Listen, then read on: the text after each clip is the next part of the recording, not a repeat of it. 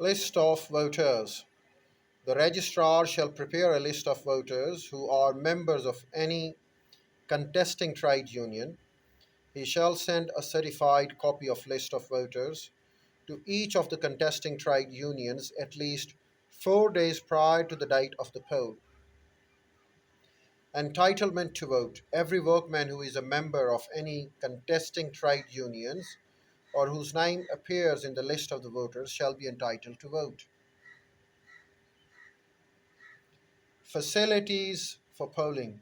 Every employer should provide facilities in his establishment for the conduct of the poll. He shall not interfere or influence the voting. No person shall canvass for vote within a radius of 50 meters of the polling station. Conduct of poll. For the purpose of conducting a poll, the registrar shall fix the date of the poll and intimate to the contesting trade unions to every employer. The registrars will seal the ballot boxes in the presence of the representatives of the contesting trade unions to receive the ballot papers on the date of the poll. The registrar shall conduct the poll at the polling station at which the representatives of the trade union, shall have the right to be present. The registrar shall open the ballot boxes and count the votes after the conclusion of the poll in the presence of the representatives of the trade union. Certification of CBA. The registrar shall certify the trade union which has received the highest numbers of votes to be the CBA. A trade union shall not be certified to be the CBA unless the number of votes received by it is not less than one third of the total number of the workmen employed in such an establishment.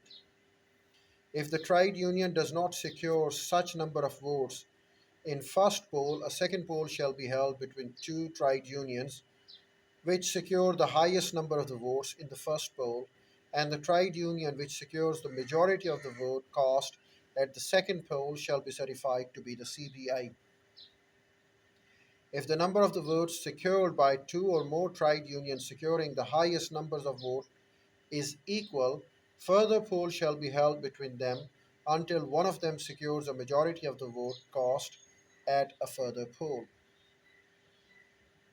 If no trade union desires to be a contestant in the secret ballot, the registrar shall certify the trade union which has made application to be the CBA. Such trade union must have not less than one third of the total number of the workmen. When a CBA is determined, no application is entertained within a period of 2 years from the date of such certification, except where the registration of such trade union is cancelled before the expiry of that period. What are the rights and duties of a CBA? And they shall be entitled to. A CBA shall be entitled to undertake collective bargaining with the employer regarding the matters of employment, non-employment, the term of employment, the conditions of the work, other than matters which relate to the enforcement of any right guaranteed, secured, award, or settlement secured by the workman. Re- CBA shall be entitled to represent any workman in proceedings. CBA shall be entitled to give notice of and declare a strike under the rules. CBA shall be entitled to nominate workmen and the boards of trustee of any welfare institution, provident funds, and workers' participation fund. Check off. If a CBA so requests, the employer of the workmen who are members of a trade union shall deduct from their wages of the workmen such amounts as subscription to the funds of the trade union with approval of the workmen made in the demand statement provided by the trade union. An employer, after deducting the wages, shall within 15 days deposit the amount in the account of the trade union. A CBA shall maintain an account for this purpose with National Bank of Pakistan or a post office saving bank.